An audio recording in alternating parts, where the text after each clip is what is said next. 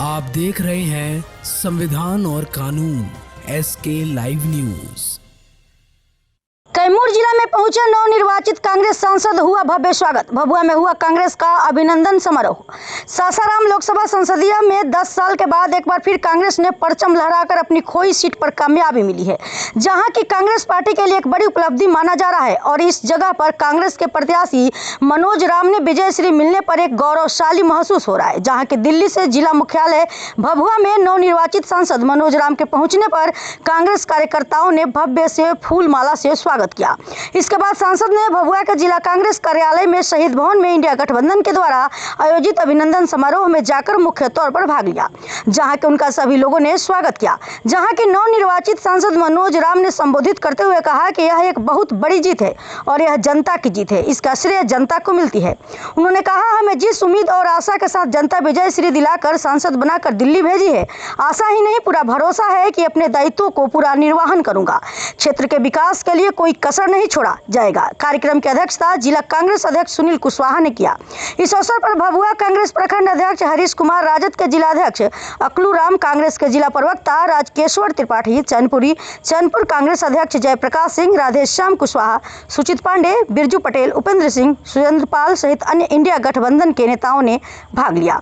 इस अभिनंदन समारोह में कांग्रेस के नवनिर्वाचित सांसद मनोज राम ने क्या संबोधित किया, आइए सुनते हैं उनके जुबानी। जिला कैमूर बिहार से सुनील अग्रवाल की खास रिपोर्ट। कांग्रेस कमेटी के रहे हैं और वर्तमान में नगर पंचायत अध्यक्ष है गुजरा। उनके बाद बैठे हुए हैं हमारे बड़े भाई है मनान खान जी है। उनके बाद बैठे हुए हैं विद्याधर कुशवाहा जी है। उसके बाद आपको सज्जन खां जी है और हमारे माननीय उनके बाद बैठे हुए माननीय सांसद हम लोग के बड़े भाई अभिभावक मनोज कुमार जी इस कार्यक्रम में शिरकत कर रहे हैं। बड़े भाई उनके बगल में बैठे हुए हैं बड़े भाई बिरजू पटेल जी, जो राष्ट्रीय जनता दल के जिला में उनका मैं काम देखता था, मैं वही काम करता था।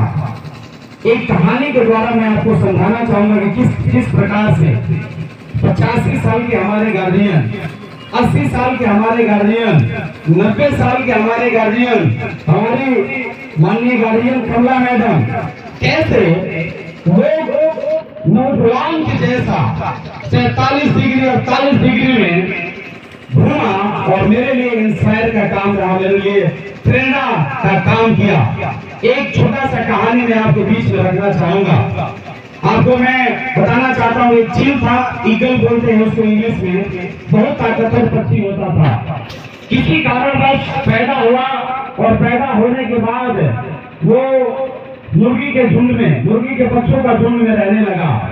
एक बार एक फकीर आया और जब फकीर देखा, नजर पड़ी उसको, तो बोला कि यार ये तो ईगल का, ये तो पांच का बच्चा है और ये मुर्गी के झुंड में चल रहा है, इसमें तो बड़ी ताकत है, इसको तो यार ताकत है आसमान छूने का और ये मुर्गी का झुंड में पड़ा हुआ है। फकीर कहा, उससे पकड़ करके कहा, यार तुम्हें मालूम नहीं, तुम्हारे अंदर बड़ी ताकत है, तुम्हारे अंदर बहुत पावर है, तुम्हें इतना पावर है कि तुम आसमान को छू सकते हो और तुम इस मुर्गी के झुंड में क्यों चल रहे हो? उसने कहा, ईगल ने कहा कि नहीं साहब, मुझे छोड़ दीजिए, मैं जहाँ हूँ वहाँ ठीक हूँ। जैसे मुर्गी दाना चुनते थे वो भी चुनता था।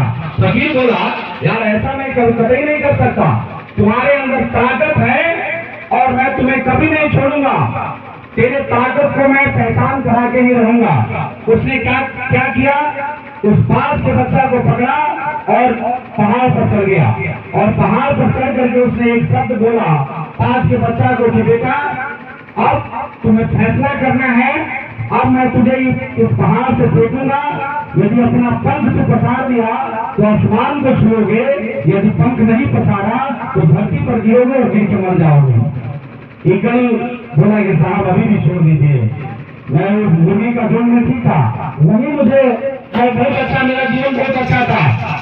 उसने कहा नहीं, अब तुझे फैसला करना होगा।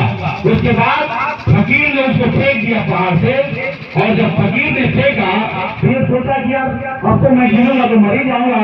फकीर बोला था एक बात की, पंख पसारोगे तो आसमान को छूओगे, चलो एक बार बार पंख पसारते हैं। जब फकीर फेंका तो उसने पंख को पसारा, और जब पंख को पसारा तो आसमान को छूने लगा, आसमान को छूने लगा। तो बोला यार फकीर को बड़ा बहुत बढ़िया बात था, मेरे अंदर बड़ी ताकत है। ऐसे गार्जियन मेरे लिए प्रेरणा रहे।